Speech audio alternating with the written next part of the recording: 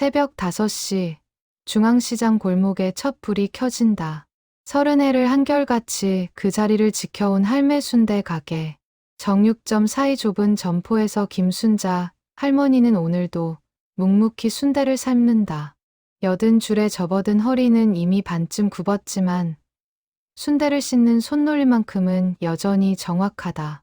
찬물에 내장을 헹구는 소리, 칼로 순대를 써는 소리, 30해가 만들어낸 리듬이다. 할머니, 오늘도 일찍 나오셨네요. 옆 가게 정육점 주인 박 씨가 셔터를 올리며 인사한다. 김 할머니는 고개만 까닥이고 대답 대신 미소를 건넨다. 말수가 적은 편이다. 손님들은 그걸 안다. 순대 맛으로 말하는 사람이라고. 7시가 되자 시장이 깨어난다. 아침 장을 보러 온 주민들, 출근길 직장인들이 하나둘 가게 앞을 지난다. 김 할머니는 김이 모락모락 나는 순대를 썰어 접시에 담는다. 할머니, 순대 한 접시요. 단골 손님 이씨 아저씨다. 매일 아침 이 시간이면 어김없이 찾아온다. 김 할머니는 순대를 듬뿍 담아준다. 양념장을 곁들이고 따뜻한 국물을 함께 내민다. 맛있게 드세요. 짧은 한마디. 하지만 그 안에 담긴 정성은 묵직하다. 이씨 아저씨는 첫 술을 뜨며 만족스러운 표정을 짓는다. 30해 변함없는 맛. 그게 이 가게가 살아남은 이유다. 역시 여기 순대가 최고예요. 할머니 건강하셔야 해요. 김 할머니는 또 한 번 미소로 답한다. 건강. 그 단어가 요즘 부쩍 무겁게 다가온다.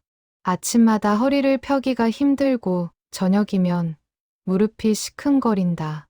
80살 몸이 견디기엔 이 일이 벅차다는 걸 자신이 제일 잘 안다. 하지만 멈출 수 없다. 아직은.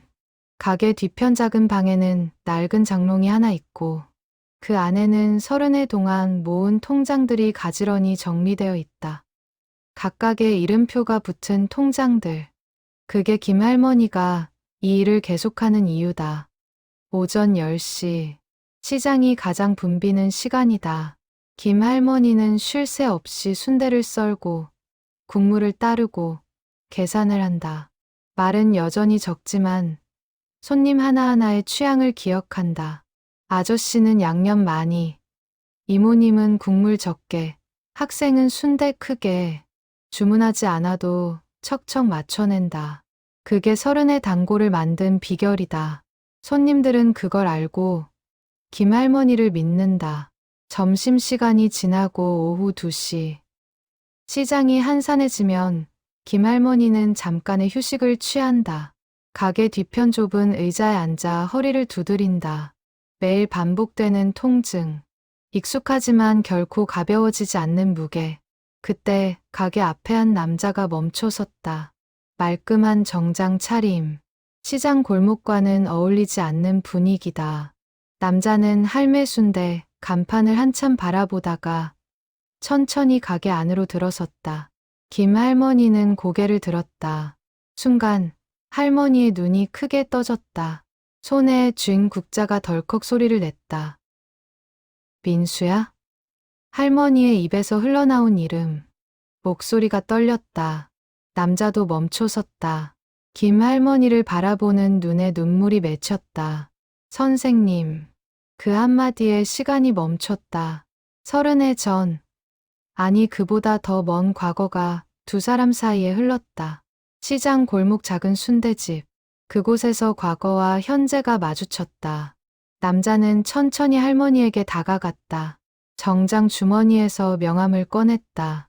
거기엔 이렇게 적혀 있었다. 국회의원 강민수. 김 할머니는 명함을 받아들었다. 손이 떨렸다. 명함의 글씨가 흐릿하게 보였다.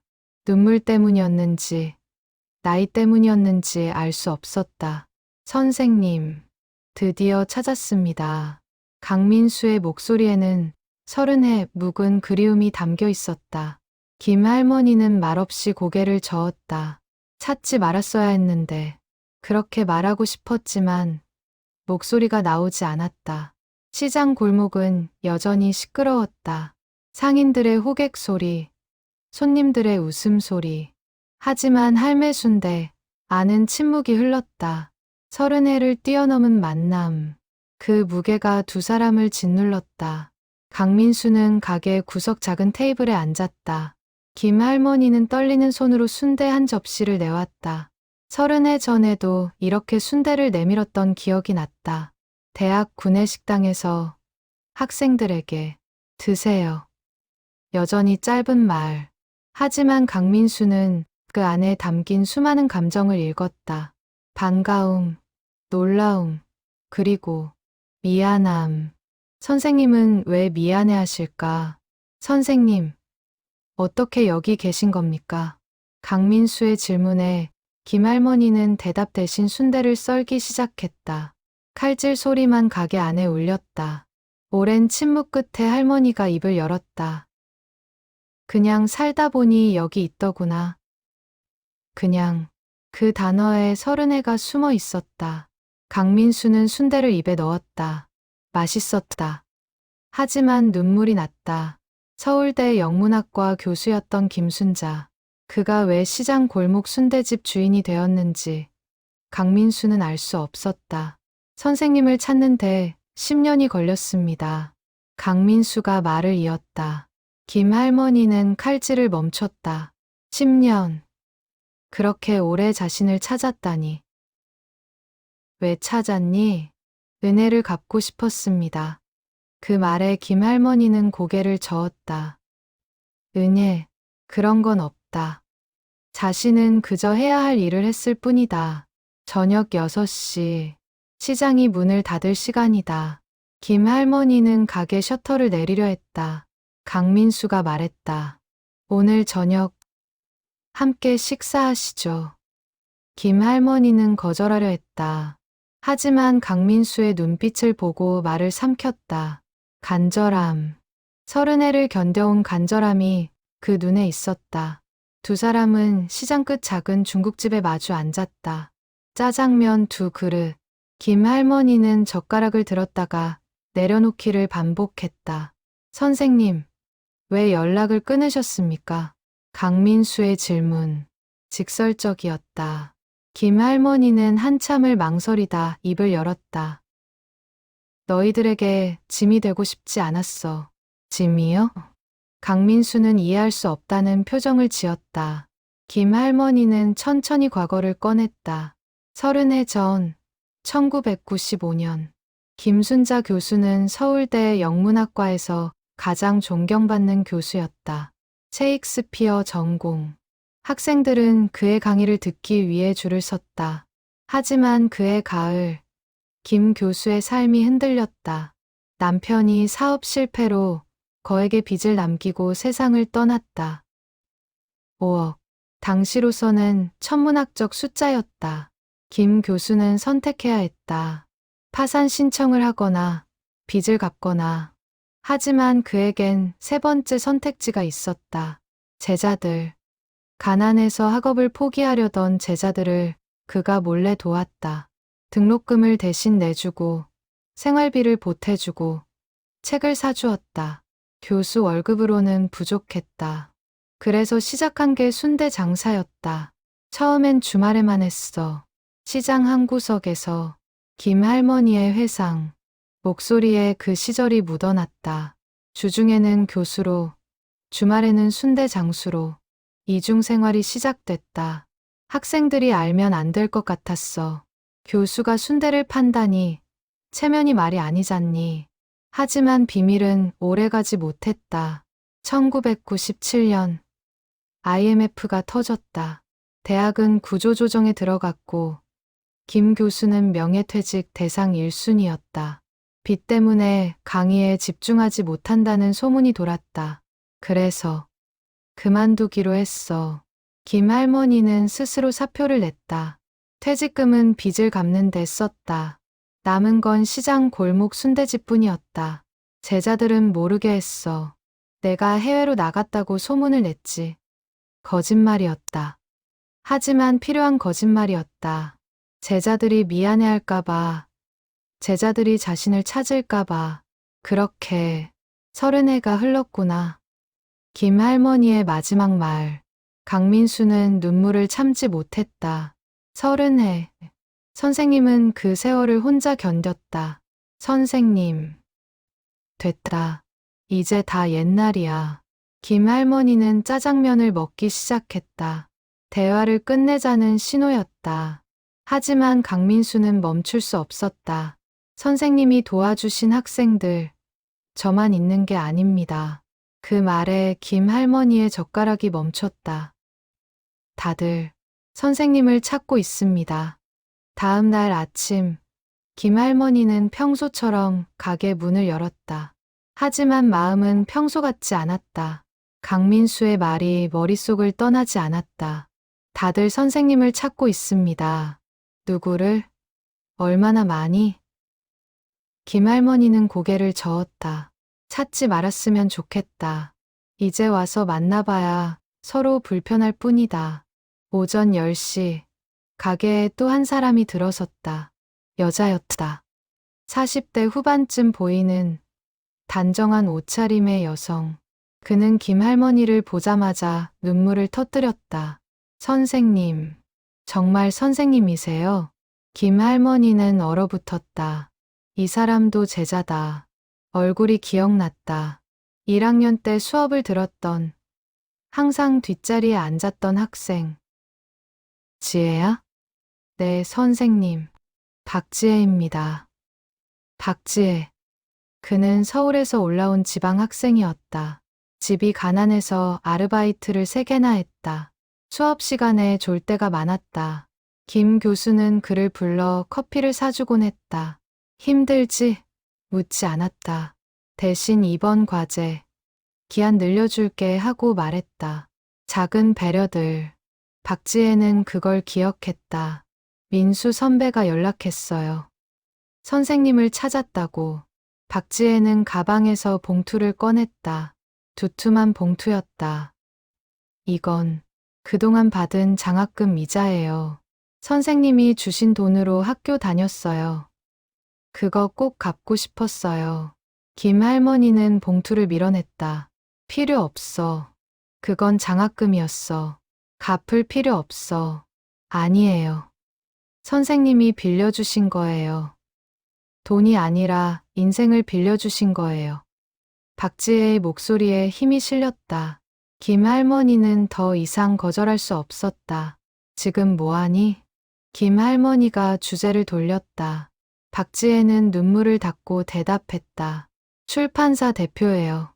작은 출판사지만 직원 20명 정도 있어요. 자랑스러운 목소리였다. 김 할머니는 고개를 끄덕였다.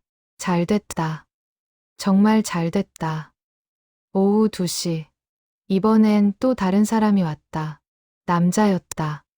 50줄에 접어든 흰머리가 섞인 중년 남성. 선생님. 한마디에 김 할머니는 알았다. 성훈이다. 수업 시간마다 질문을 쏟아냈던 학생. 토론을 좋아했고 책을 많이 읽었다. 성훈아. 예, 선생님. 최성훈입니다. 최성훈은 큰 기업의 임원이 되어 있었다. 명함에는 부사장이라고 적혀 있었다. 선생님 덕분에 여기까지 왔습니다. 그의 말에 김 할머니는 고개를 저었다. 내가 열심히 해서 된 거지. 아니에요. 선생님이 등록금 내주지 않았으면 전 자퇴했을 거예요. 1996년 최성훈의 아버지가 교통사고를 당했다. 병원비가 눈덩이처럼 불어났다. 성훈은 학교를 그만두려 했다. 그때 김 교수가 나타났다. 내가 장학금 자리 하나 알아봤어. 하고 말했다. 거짓말이었다. 자기 돈으로 등록금을 냈다. 몰랐어요. 나중에서야 알았어요. 다른 장학금이 아니라 선생님 돈이었다는 거. 최성훈의 목소리가 떨렸다. 김 할머니는 순대를 썰며 대답했다. 다 잊어라. 옛날이야. 못 잊습니다. 평생 못 잊습니다. 그날 저녁, 김 할머니는 가게 뒤편 작은 방에 앉았다. 장롱을 열었다. 통장들이 가지런히 놓여 있었다. 강민수, 박지혜, 최성훈, 이수연, 김태우. 23개의 통장. 각각 제자 한 명의 이름이 붙어 있었다. 김 할머니가 30해 동안 도운 제자들의 수였다. 통장마다 적힌 금액은 적었다. 많이 모으지 못했다. 순대 장사로 번 돈은 빚을 갚고 제자들을 돕고 나면 남는 게 거의 없었다. 하지만 김 할머니는 후회하지 않았다. 통장에 적힌 이름들, 그 이름 하나하나가 자신의 보람이었다. 잘 살고 있구나, 너희들. 김 할머니는 통장을 쓰다듬었다. 먼지가 앉은 표지. 30회의 무게가 느껴졌다. 1995년 봄. 서울대 캠퍼스는 벚꽃으로 가득했다. 김순자 교수는 연구실에서 셰익스피어 전집을 펼쳐놓고 학생들을 기다렸다. 교수님, 들어가도 될까요? 강민수였다. 22살, 영문학과 2학년. 영국 문학에 푹 빠진 학생이었다. 앉아라. 김 교수는 커피를 내밀었다. 연구실에서 직접 내린 커피. 학생들과의 대화 시간에는 항상 커피를 준비했다. 이번 과제 잘 읽었어. 햄릿에 대한 내 해석이 참신하더구나.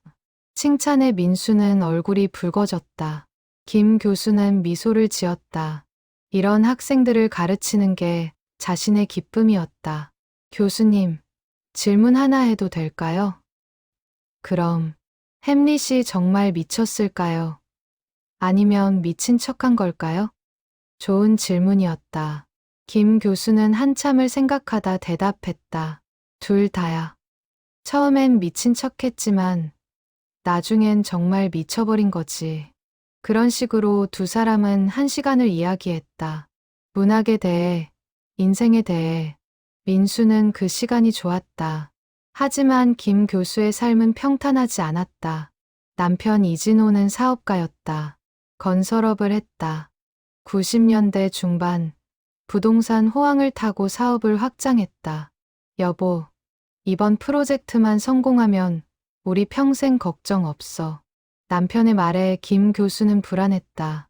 너무 큰 빚을 지는 게 아닌가 싶었다. 하지만 말리지 못했다. 그해 가을 부동산 시장이 얼어붙었다. 남편의 회사는 도산 직전에 몰렸다. 빚은 5억을 넘었다. 미안해, 여보. 다 내 잘못이야. 남편은 매일 밤 술을 마셨다. 김 교수는 견뎠다. 같이 해결하자고, 천천히 갚아가자고 말했다. 하지만 남편은 견디지 못했다. 어느 가을 밤, 남편은 유서 한 장을 남기고 세상을 떠났다. 미안하오. 당신만 고생시켰소. 짧은 유서. 김 교수는 울지 않았다. 울 시간도 없었다. 장례를 치르고 채권자들을 만나야 했다.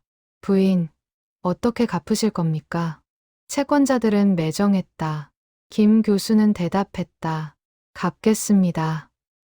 시간을 주세요. 하지만 교수 월급으로는 턱없이 부족했다. 한 달에 400만 원. 이자를 갚기에도 모자랐다. 그때 김 교수는 결심했다. 주말에 부업을 하자. 무엇이든 하자. 시장 조사를 했다. 가장 빨리 시작할 수 있는 장사가 무엇일까? 노점. 그 중에서도 음식. 그렇게 선택한 게 순대였다.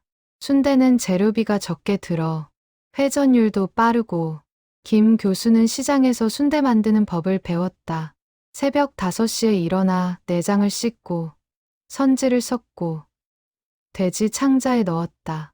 처음엔 서툴렀다. 순대가 터지기 일쑤였다. 손님들은 코웃음을 쳤다. 맛이 왜 이래? 다시는 안 사 먹겠어.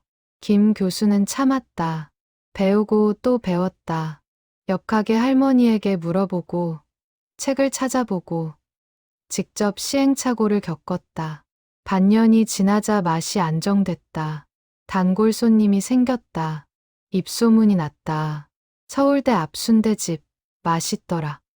하지만 비밀을 지키기는 힘들었다. 학생들이 시장에 올 수도 있었다. 그래서 김 교수는 모자를 깊이 눌렀었다. 마스크를 했다. 최대한 얼굴을 감췄다. 그렇게 이중생활이 시작됐다. 평일엔 교수로, 주말엔 장사꾼으로. 몸이 피곤했다. 금요일 저녁에 강의를 마치고 토요일 새벽 5시에 시장으로 갔다. 일요일 밤늦게 집에 돌아와 월요일 아침 수업을 준비했다. 잠은 부족했다. 얼굴에 피로가 쌓였다. 동료 교수들이 물었다. 순자 씨, 요즘 안색이 안 좋아. 괜찮아? 네, 괜찮습니다. 좀 피곤할 뿐이에요. 거짓말이었다. 괜찮지 않았다. 하지만 말할 수 없었다. 그러던 어느 날, 강민수가 상담을 신청했다. 교수님, 저 학교를 그만둬야 할 것 같아요. 왜? 집이 어려워졌어요. 아버지가 실직하셨어요. 김 교수는 민수의 눈을 봤다. 울먹이고 있었다. 22살 청년이 인생을 포기하려 하고 있었다. 얼마나 필요하니? 네, 등록금 얼마야? 250만 원인데. 그건 왜요? 내가 빌려줄게. 민수는 놀랐다. 교수님, 그럴 수 없어요. 제가 어떻게, 나중에 갚으면 돼. 졸업하고 취직하면, 천천히. 김 교수는 통장에서 돈을 빼서 민수에게 건넸다. 지난주 순대 장사로 번 돈이었다. 교수님. 됐어. 열심히 공부해. 그렇게 첫 번째 제자를 도왔다. 그리고 두 번째, 세 번째가 이어졌다. 1997년 여름, 한국 경제가 흔들렸다. IMF 외환위기, 기업들이 무너지고 실업자가 쏟아졌다. 대학가도 예외가 아니었다. 학생들이 하나둘 학교를 떠났다. 집안이 망했다는 소식이 들려왔다. 김 교수의 강의실에도 빈자리가 늘었다. 박지혜가 연구실을 찾았다. 눈이 퉁퉁 부어 있었다. 교수님, 저 다음 학기 등록 못할 것 같아요. 무슨 일이니? 아버지 회사가 망했어요. 빚만 남았대요. 김 교수는 지혜의 손을 잡았다. 차가웠다. 겨울도 아닌데 얼음장 같았다. 포기하지 마라. 방법이 있어. 무슨 방법이요? 장학금 자리가 있어. 거짓말이었다. 하지만 필요한 거짓말이었다. 김 교수는 자기 통장에서 돈을 빼서 지혜에게 건넸다. 이게 뭐예요? 장학금이야. 학교에서 지원하는 거. 정말요? 지혜의 눈에 희망이 돌아왔다. 김 교수는 고개를 끄덕였다. 거짓말을 계속했다. 같은 해 가을, 최성훈이 왔다. 그도 비슷한 이야기를 했다. 교수님, 저 자퇴하려고요. 이유가 뭐니? 아버지가 사고를 당하셨어요. 병원비가 너무 많이 나왔어요. 김 교수는 또 장학금 이야기를 꺼냈다. 성훈도 믿었다. 아니, 믿고 싶었다. 그렇게 도운 학생이 20명을 넘어섰다. 김 교수의 통장은 텅 비었다. 순대 장사로 번 돈, 교수 월급, 모두 학생들에게 갔다. 남편이 남긴 빚은 이자만 겨우 갚는 수준이었다. 원금은 줄지 않았다. 채권자들이 독촉했다. 부인, 이러다간 법적 조치 들어갑니다. 조금만 기다려주세요. 꼭 갚을게요. 김 교수는 애원했다. 하지만 채권자들은 기다려주지 않았다. 1997년 겨울, 대학 본부에서 호출이 왔다. 김 교수님, 명예퇴직 제안을 드리려고 합니다. 명예퇴직요? 네, 학교 재정이 어렵습니다. 구조조정이 불가피합니다. IMF를 이유로 댔지만 김 교수는 알았다. 자신 때문이었다. 개인 빚 때문에 소문이 났고 그게 학교 이미지에 좋지 않았다. 거절하면 어떻게 되죠? 그럼 계약 해지 수순을 밟아야 합니다. 선택의 여지가 없었다. 김 교수는 명예퇴직서에 서명했다. 퇴직금은 3천만 원. 빚에 비하면 턱없이 적었다. 하지만 이것만이라도 갚아야 했다. 1998년 봄, 김 교수는 학교를 떠났다. 제자들에게는 아무 말도 하지 않았다. 해외 연수를 간다고 거짓말했다. 교수님, 언제 돌아오세요? 민수가 물었다. 김 교수는 웃으며 대답했다. 2년 후쯤. 그때 다시 만나자. 거짓말이었다. 돌아올 계획이 없었다. 시장 골목으로 완전히 들어갈 생각이었다. 중앙시장 구석에 작은 점포를 얻었다. 보증금 500, 월세 30. 싼 편이었다. 간판을 달았다. 할매 순대. 할머니도 아닌데 할매. 스스로 늙었다고 인정하는 간판이었다. 48살. 이미 인생의 황혼이었다. 순대의 장사가 본업이 됐다. 새벽부터 밤까지 일했다. 주말도 없었다. 쉬는 날은 1년에 설과 추석뿐이었다. 몸이 망가졌다. 허리가 굽고 무릎이 부었다. 손가락 관절에 염증이 생겼다. 하지만 멈출 수 없었다. 통장에는 여전히 제자들 이름이 적혀 있었다. 한 명씩 졸업하고 취직하고 결혼하는 소식을 몰래 확인했다. 민수는 대기업에 들어갔다. 지혜는 출판사에 취직했다. 성우는 회계사 시험에 합격했다. 잘 됐구나. 김 할머니는 혼잣말을 했다. 가게 뒤편 좁은 방에서 통장을 보며 흐뭇해했다. 하지만 제자들을 만날 생각은 없었다. 만나면 빚 이야기를 해야 하고, 그럼 제자들이 미안해할 것이다.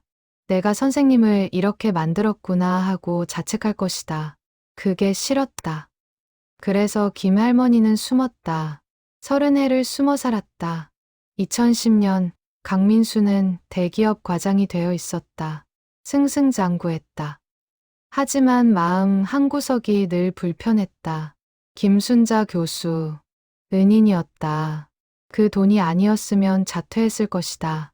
대학을 졸업하지 못했을 것이다. 갚아야 해. 꼭 갚아야 해. 민수는 교수님을 찾기 시작했다. 서울대에 연락했다. 하지만 학교는 정보를 주지 않았다. 개인정보라서요. 알려드릴 수 없습니다. 동문회에 연락했다. 거기서도 모른다고 했다. 김순자 교수님, 오래전에 해외로 나가셨다던데요? 해외? 어느 나라? 아무도 몰랐다. 민수는 포기하지 않았다. 인터넷을 뒤졌다. 영문학회 명단을 확인했다. 학술 논문 데이터베이스를 검색했다. 하지만 김순자 교수의 이름은 어디에도 없었다. 1998년 이후 완전히 사라졌다. 이상하다. 왜 흔적이 하나도 없지? 민수는 의심했다. 해외 연수가 아닐지도 모른다. 무슨 일이 있었던 건 아닐까. 2015년 민수는 국회의원에 당선됐다. 인맥이 넓어졌다. 정보망도 생겼다. 다시 교수님을 찾기 시작했다. 박지혜도 비슷했다. 출판사 대표가 된 후 교수님께 감사 인사를 하고 싶었다. 선생님이 아니었으면 저 여기 없었어요. 지혜는 동문들을 수소문했다. 하지만 아무도 김 교수의 행방을 몰랐다. 정말 해외에 계신 걸까? 지혜는 의문을 품었다. 뭔가 숨기는 느낌이었다. 최성훈도 마찬가지였다. 대기업 부사장이 된 후 은혜를 갚고 싶었다. 선생님 찾는 사람 손들어봐. 동문 모임에서 물었다. 10명이 넘게 손을 들었다. 모두 김 교수에게 도움을 받은 사람들이었다. 우리가 힘을 합치면 찾을 수 있지 않을까? 성운의 제안에 모두 동의했다. 수소문이 시작됐다. 하지만 쉽지 않았다. 김 교수는 휴대폰도 없었다. SNS도 하지 않았다. 주소도 옮긴 지 오래였다. 이건 마치 의도적으로 숨는 것 같은데 누군가 말했다. 다들 고개를 끄덕였다. 2023년 민수는 탐정을 고용했다. 전문가의 힘을 빌리기로 했다. 김순자, 1950년생. 서울대 영문학과 교수 출신. 1998년 퇴직. 이 사람을 찾아주세요. 탐정은 2달을 조사했다. 그리고 보고서를 내밀었다. 찾았습니다. 정말요? 어디 계세요? 중앙시장에 있습니다. 순대집을 하고 계십니다. 민수는 귀를 의심했다. 순대집이요? 교수님이? 네, 확실합니다. 사진도 있습니다. 탐정이 보여준 사진. 시장 골목, 작은 가게, 순대를 써는 할머니. 그게 김순자 교수였다. 민수는 사진을 한참 들여다봤다. 맞다. 교수님이다. 나이는 들었지만 그 눈빛은 여전하다. 왜 순대집을 하고 계시는 거죠? 그건 직접 물어보셔야 할 것 같습니다. 민수는 지혜와 성훈에게 연락했다. 찾았어. 교수님 찾았어. 정말? 어디 계세요? 만나봐야 알겠어. 같이 가자. 세 사람은 중앙시장으로 향했다. 30해 만의 재회였다. 2025년 가을, 중앙시장 할매순대 앞에 세 사람이 섰다. 강민수, 박지혜, 최성훈. 모두 사회적으로 성공한 사람들이었다. 하지만 지금은 그냥 제자였다. 은인을 찾아온 제자들이었다. 들어가자. 민수가 먼저 발을 뗐다. 가게 안. 김할머니는 순대를 쓰고 있었다. 세 사람을 보자 손이 멈췄다. 너희들. 할머니의 목소리가 떨렸다. 세 사람은 고개를 숙였다. 선생님. 한마디에 모든 게 담겼다. 그리움, 감사, 미안함. 김할머니는 가게 문을 닫았다. 오후 2시. 원래 쉬는 시간이었다. 네 사람은 가게 안작은 테이블에 둘러앉았다. 침묵이 흘렀다. 누가 먼저 말을 꺼내야 할까? 할머니가 입을 열었다. 밥은 먹었니? 엉뚱한 질문이었다. 하지만 할머니다웠다. 언제나 제자들 걱정부터 했던 사람. 아직이요. 지혜가 대답했다. 할머니는 일어나서 순대를 접시에 담았다. 따뜻한 국물도 함께. 먹어라. 식으면 맛없어. 세 사람은 순대를 입에 넣었다. 맛있었다. 30해 전 먹었던 구내식당 음식보다 훨씬 맛있었다.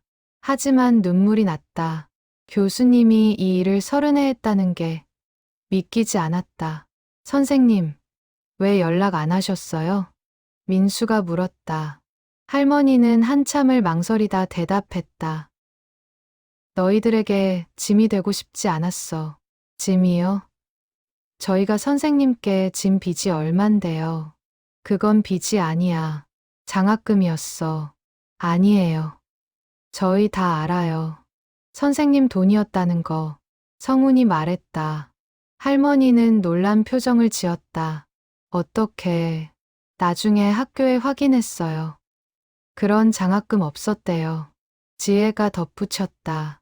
할머니는 고개를 떨어뜨렸다. 들켰구나. 선생님, 왜 그러셨어요? 왜 저희한테 진짜 말씀 안 하셨어요? 말하면 너희들이 미안해할 것 같았어. 미안하죠. 당연히 미안하죠. 민수의 목소리가 커졌다. 할머니는 손을 내저었다. 미안해하지 마. 난 괜찮았어. 너희들이 잘 되는 게 내 기쁨이었어. 선생님. 세 사람은 울었다. 30해를 참았던 눈물이 터졌다. 할머니도 눈물을 닦았다. 늙은 손으로 주름진 얼굴을. 그만 울어라. 다들 성공했잖니. 잘 살고 있잖니. 선생님 덕분이에요. 지혜가 말했다. 할머니는 고개를 저었다. 너희 노력이야. 아니에요. 선생님이 아니었으면 저희 여기 없었어요.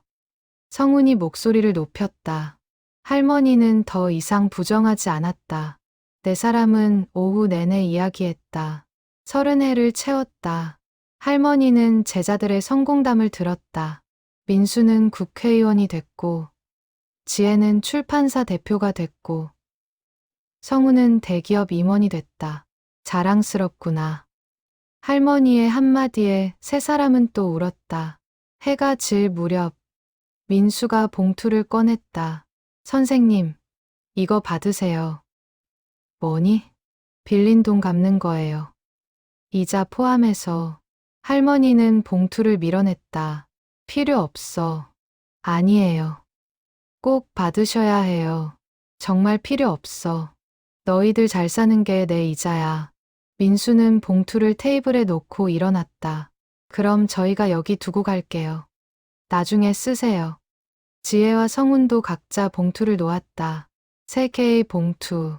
그 안에는 할머니가 빌려줬던 돈의 몇 배가 들어 있었다. 얘들아. 선생님, 저희 다음 주에 또 올게요. 다른 친구들도 데리고 올게요. 다른 친구들? 네. 선생님 도움받은 사람들 많아요.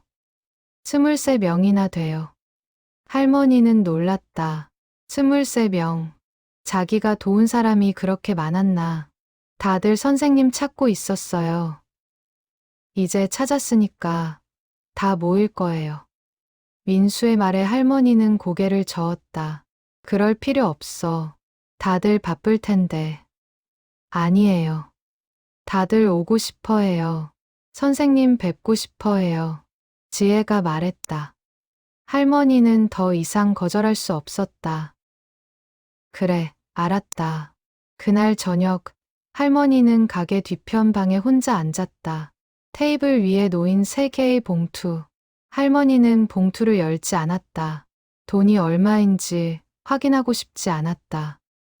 그냥 제자들이 찾아왔다는 게 기뻤다. 고맙다, 얘들아. 다음 주 토요일, 중앙시장은 평소와 달리 북적였다. 할매순대 앞에 사람들이 모였다. 23명. 김 할머니가 도운 제자들 전부였다. 40대부터 50대까지 모두 사회에서 자리를 잡은 사람들이었다. 하지만 지금은 그냥 제자였다. 선생님. 한 명씩 가게로 들어왔다. 할머니는 제자들을 맞았다. 얼굴을 하나하나 확인했다. 다들 나이가 들었다. 하지만 눈빛은 그대로였다. 이수연이구나. 네, 선생님. 기억하세요? 그럼 내가 항상 앞자리에 앉았잖니. 맞아요. 선생님 강의 하나도 안 놓치고 싶었거든요. 이수연은 지금 변호사였다. 할머니가 등록금을 대준 덕에 로스쿨을 마쳤다. 김태호도 왔네. 선생님, 오랜만입니다. 태호는 의사가 되어 있었다. 할머니가 생활비를 보태준 덕에 의대를 졸업했다. 한 명 한 명, 할머니는 이름을 불렀다. 제자들은 울었다. 할머니가 자신들을 기억한다는 게 감동이었다. 다들 잘 됐구나. 할머니의 한마디에 23명이 고개를 숙였다. 선생님 덕분입니다. 입을 모아 말했다. 할머니는 손을 내저었다. 너희 노력이야. 아니에요. 선생님이 아니었으면 저희 대학도 못 마쳤을 거예요. 민수가 대표로 말했다. 다들 고개를 끄덕였다. 시장 안작은 식당을 빌렸다. 23명과 할머니, 24명이 둘러앉았다. 순대와 소주가 차려졌다. 선생님, 건배하시죠. 그래. 할머니는 소주잔을 들었다. 제자들도 잔을 들었다. 선생님, 감사합니다. 23명의 목소리가 울렸다. 할머니는 눈물을 참지 못했다. 고맙다, 얘들아. 잘 자라줘서 고맙다. 건배가 끝나고 이야기가 시작됐다. 한 명씩 돌아가며 근황을 말했다. 저는 지금 은행 지점장이에요. 저는 교사가 됐어요. 선생님처럼 학생들 가르치고 있어요. 저는 기자예요. 방송국에서 일해요. 다양한 직업. 하지만 공통점이 있었다.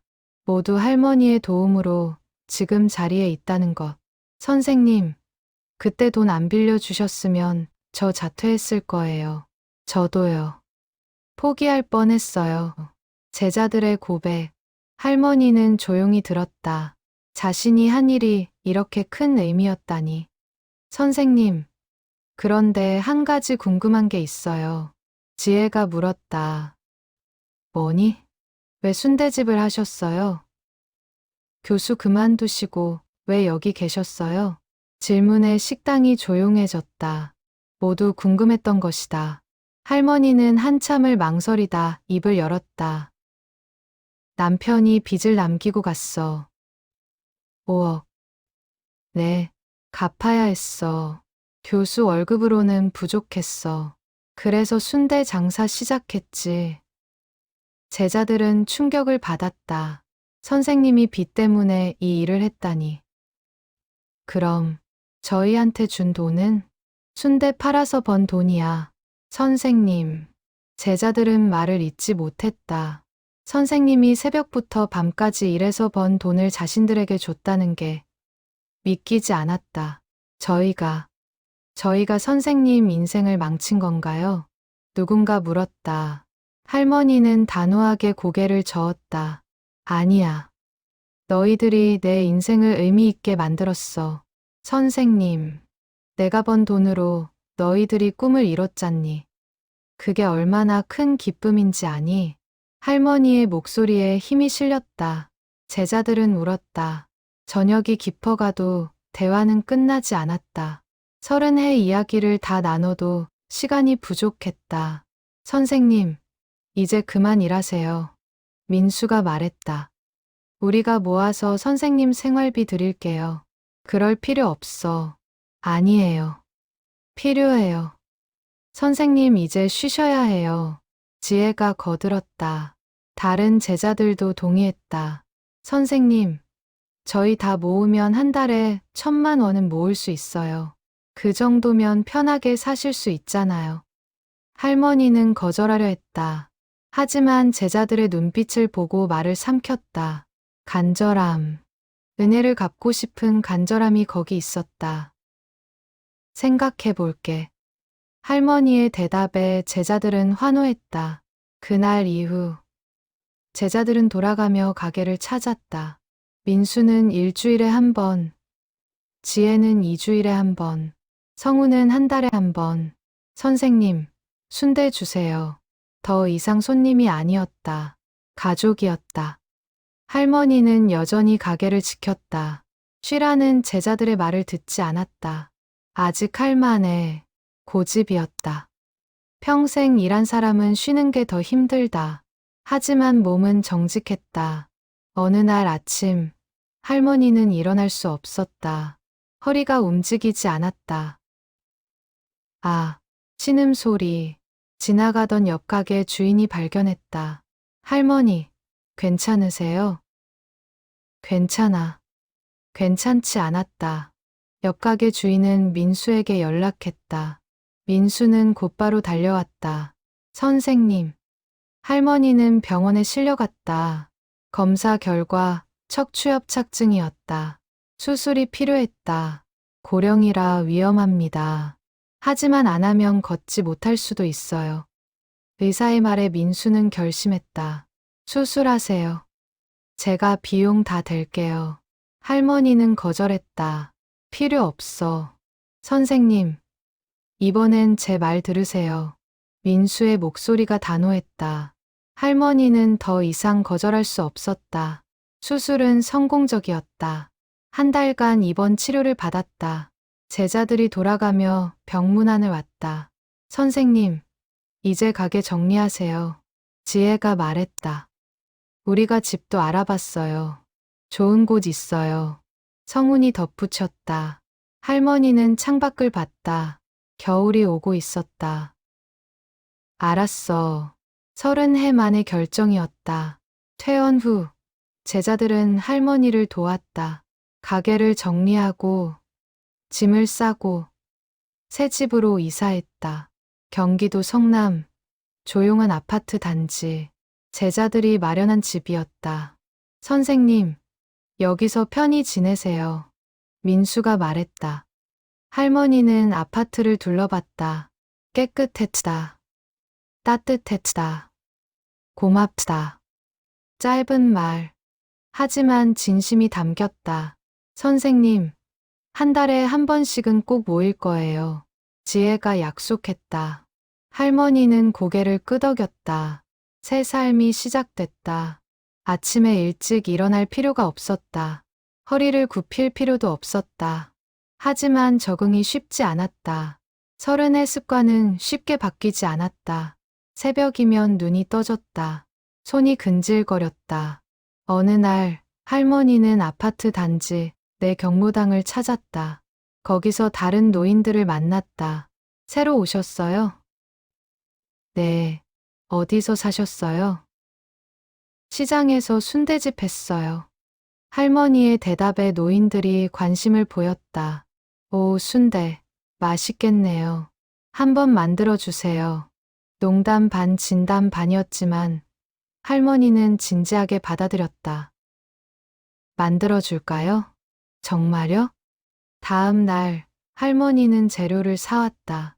경로당 주방을 빌려 순대를 만들었다. 서른의 솜씨는 여전했다. 와, 맛있어요. 이거 장사하셔야 하는 거 아니에요? 노인들의 칭찬. 할머니는 웃었다. 오랜만에 진짜 웃음이었다. 그 후로 할머니는 일주일에 한 번 경로당에서 순대를 만들었다. 봉사였다. 돈을 받지 않았다. 할머니는 정말 대단하세요. 경로당 사람들의 존경. 할머니는 부끄러워했다. 그냥 좋아서 하는 거예요. 제자들도 소식을 들었다.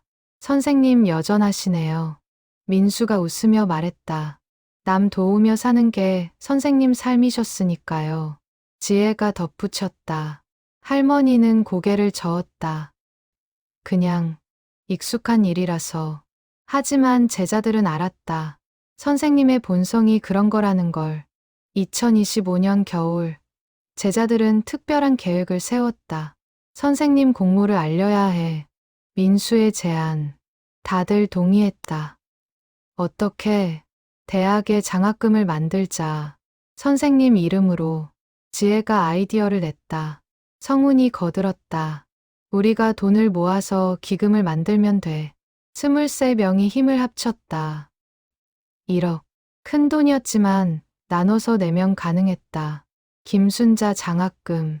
서울대 영문학과에 장학금이 신설됐다. 매년 한 명에게 전액 장학금을 주는 것이었다. 선생님, 발표식에 오셔야 해요. 민수가 할머니를 설득했다. 할머니는 거절했다. 난 안 가도 돼. 안 돼요. 선생님이 주인공이에요. 결국 할머니는 설득됐다. 발표식 날, 서울대 캠퍼스에 사람들이 모였다. 동문들, 교수들, 학생들. 김 할머니는 단상에 섰다. 27년 만에 캠퍼스였다. 감회가 새로웠다. 김순자 교수님은 1970년대부터 1998년까지 우리 대학에서 헌신하셨습니다. 사회자가 소개했다. 퇴직 후에도 제자들을 위해 숨은 후원을 계속하셨습니다. 청중들이 박수를 쳤다. 할머니는 고개를 숙였다. 오늘 이 장학금은 제자들이 스승께 드리는 감사의 표시입니다. 민수가 단상에 올라와 말했다. 선생님은 저희의 은인입니다. 선생님이 아니었으면 저희 중 많은 이가 대학을 마치지 못했을 겁니다. 청중들이 놀랐다. 어떤 이야기인지 궁금해했다. 선생님은 개인적 어려움 속에서도 제자들을 포기하지 않으셨습니다. 순대집에서 30해를 일하시며 저희를 도우셨습니다. 장내가 숙연해졌다. 사람들이 할머니를 바라봤다. 존경의 눈빛이었다. 이제 저희가 선생님께 보답할 차례입니다. 이 장학금이 선생님의 정신을 이어가길 바랍니다. 박수가 터졌다. 기립박수였다. 할머니는 눈물을 닦았다. 감사합니다. 할머니가 마이크 앞에 섰다. 저는 그저 제 제자들이 꿈을 포기하는 걸 보고 싶지 않았을 뿐입니다. 목소리가 떨렸다. 순대를 팔며 번 돈이 제자들의 등록금이 되고 그게 다시 사회로 돌아갔습니다. 이보다 큰 기쁨은 없었습니다. 청중들이 울었다. 오늘 이 자리에 선 건 제가 아니라 제자들입니다. 제자들이 훌륭하게 자라준 덕에 저도 빛을 봤습니다. 할머니는 제자들을 바라봤다. 고맙다, 얘들아. 잘 자라줘서 고맙다. 식이 끝나고 제자들이 할머니를 둘러쌌다. 선생님, 이제 정말 편히 지내세요. 우리가 계속 챙길게요. 할머니는 고개를 끄덕였다. 더 이상 거절하지 않았다. 그날 저녁, 서울대 근처 식당에서 회식이 열렸다. 23명과 할머니, 그리고 몇몇 동문들까지 합류했다. 선생님, 인생에서 가장 행복했던 순간이 언제예요? 누군가 물었다. 할머니는 잠시 생각하다 대답했다. 지금이요? 그래, 너희들과 함께 있는 지금. 제자들은 또 울었다. 밤이 깊어갔다. 할머니는 창밖을 봤다. 서울 야경이 반짝였다. 30해 전, 이 도시를 떠났다. 빚에 쫓겨, 체면을 잃고. 하지만 지금 다시 돌아왔다. 제자들의 손을 잡고, 선생님, 후회하세요? 지혜가 물었다. 할머니는 고개를 저었다. 하나도. 순대집 하신 거요? 그래, 그 덕에 너희들 도울 수 있었잖니. 선생님, 인생은 돌고 도는 거야. 내가 준 게 다시 돌아오더구나. 할머니의 말에 모두 고개를 끄덕였다. 집으로 돌아가는 길. 할머니는 가방에서 통장을 꺼냈다. 23개. 여전히 가지고 있었다. 각 통장에 적힌 이름들. 강민수, 박지혜, 최성훈.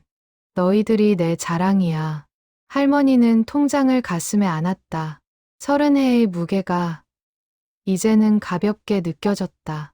다음 날 아침, 할머니는 평소보다 늦게 일어났다. 창문을 열었다. 겨울 햇살이 들어왔다. 새로운 하루구나. 할머니는 미소를 지었다. 오랜만에 마음이 편했다. 시장 골목의 30회는 끝났다. 하지만 제자들과의 인연은 계속됐다. 아니, 이제 시작이었다. 김순자 할머니, 시장 순대집 주인이었지만 동시에 서울대 교수였고 23명의 은인이었다. 숨겨진 과거는 이제 빛나는 현재가 됐다. 그리고 그 빛은 앞으로도 계속될 것이었다.